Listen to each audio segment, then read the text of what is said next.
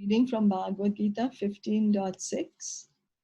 Na tad bhasayate suryo na shashanko na pavakaha yad gatva na nivartante tad dhama paramam mama. Translation and purport by His Divine Grace A.C. Bhaktivedanta Swami Srila Prabhupada. That supreme abode of mind is not illumined by the sun or moon, nor by fire or electricity. Those who reach it never return to this material world. So Krishna is saying here about, he's telling us about the spiritual world. The spiritual world, the abode of the Supreme Personality of Godhead Krishna, which is known as Krishna Loka, Goloka Vrindavan, is described here. In the spiritual sky, there is no need of sunshine, moonshine, fire, or electricity, because all the planets are self-luminous. We have only one planet in this universe, the sun, which is self-luminous. But all the planets in the spiritual sky are self-luminous. The shining effulgence of all those planets, called the Vaikunthas, constitutes the shining sky known as the Brahma Jyotir. Actually, the effulgence is emanating from the planet of Krishna, Goloka, Vrindavan. Part of that shining effulgence is covered by the Mahatattva, the material world. Other than this, the major portion of that shining sky is full of spiritual planets, which are called Vaikunthas, chief of which is Goloka Vrindavan. So Krishna's planet, Goloka Vrindavan, it is self-illuminating. As from Krishna's body, the Brahma Jyoti comes out, the same way, from Krishna's planet also, there's light is coming out, the Brahma Jyoti is coming out. And so all the spiritual planets and everything is resting in this light. Then in this light, one tiny portion of this light Krishna covers it with Mahatattva. It's like a black cloud. That's the material world. That's why the material world is so dark. And we need either the sun or the electricity or the moon to help us see, because otherwise if the sun was not there, we wouldn't be able to see. It's very, very dark here. You know, now, because we live in cities, we don't even experience darkness in the night. We have all these electricities and bulbs, you know.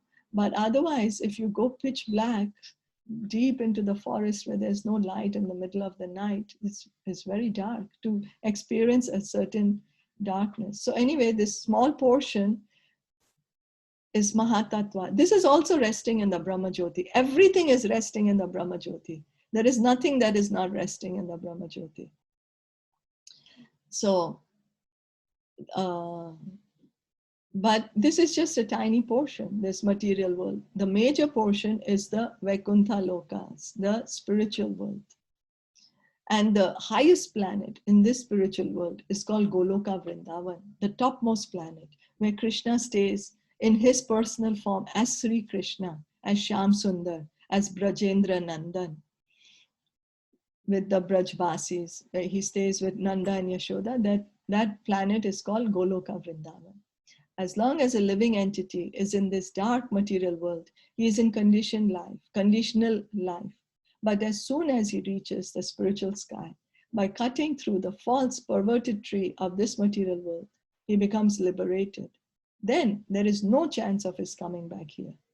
In his conditional life, the living entity considers himself to be the Lord of this material world.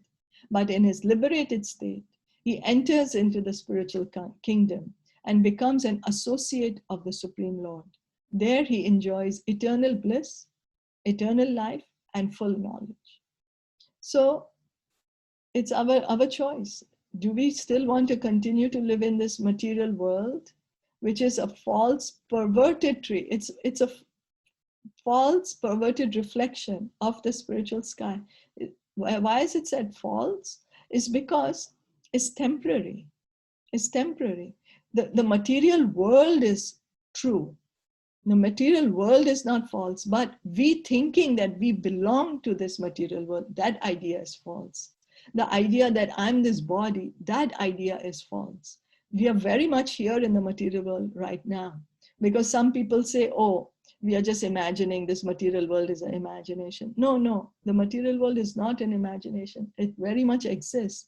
But what is not real is that we think that we are this body. That is an imagination. That is not true. That's not reality. Because if we are this body, then why do we have to give up this body? We should all the time remain in this body. But we have experience in front of us. We see people leaving their bodies, and then they take up another body. So, so one should be captivated by this information. He should desire to transfer himself to that eternal world and extricate himself from this false reflection of reality. For one who is too much attached to this material world, it is very difficult to cut that attachment. But if he takes to Krishna consciousness, there is a chance of gradually becoming detached. One has to associate himself with devotees, those who are in Krishna consciousness. So you see, most of us are very, very attached to this material world. We don't even want to get out of here. But how can this become possible? It can become possible by associating with devotees. Because when we associate with devotees, then what will the devotee do? They will tell us, chant Hare Krishna, read Bhagavatam, Bhagavad Gita. They will engage us in devotional service. And then with that, our attachment to this material world will slacken. So one should search out a society dedicated to Krishna consciousness and learn how to discharge devotional service. In this way, he can cut off his attachment to the material world. One cannot become detached from the attraction of the material world simply by dressing himself in saffron cloth. He must become attached to the devotional service of the Lord. So it doesn't mean that, oh, just because I just changed my dress, I just declare from today, oh, I am if suppose, of course, women don't do that, but suppose somebody just says, okay, I'm a sannyasi from today, and just change your dress without changing in the heart, without change the activities, without changing our thoughts. That is just cheating ourselves and cheating others. No, the only way we can cut off this attachment is by engaging in bhakti, in devotional service. Therefore, one should take it very seriously that devotional service, as described in the 12th chapter, is the only way to get out of this false representation of the real tree. In chapter 14, the contamination of all kinds of processes by material nature is described. Only devotional service is described as purely transcendental. So all the activities that we do here are binding. They are going to keep us in the material world. Anything that we see that is not Krishna conscious is going to keep us, because it creates desires, it creates other reactions.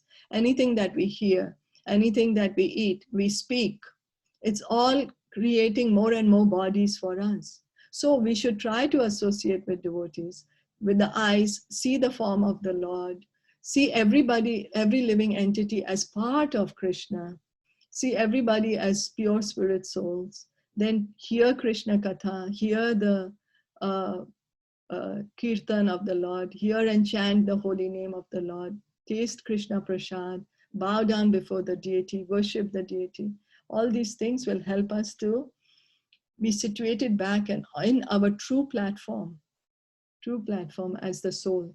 The words Paramam Mama are very important here. Actually, every nook and corner is the property of the Supreme Lord, but the spiritual world is Paramam, full of 6 opulences. The Katha Upanishad 2.2.15 also confirms that in the spiritual world, there is no need of sunshine, moonshine, or stars. Na tatra suryo bhati, na chandra tarakam. For the whole spiritual sky is illuminated by the internal potency of the Supreme Lord. That supreme abode can be achieved only by surrender and by no other means.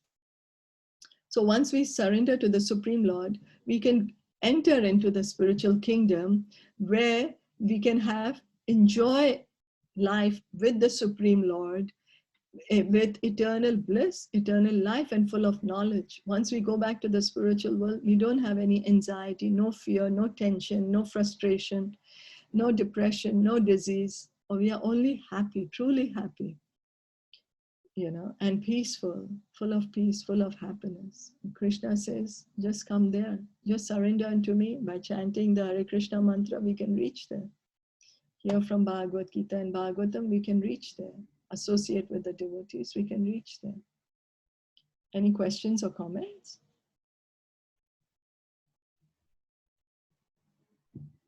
If no, then we can stop here. Srimad Bhagavad Gita ki jai, Srila Prabhupada ki jai, Gaur Bhakta Vrinda ki jai, Gaur Premanande Hari.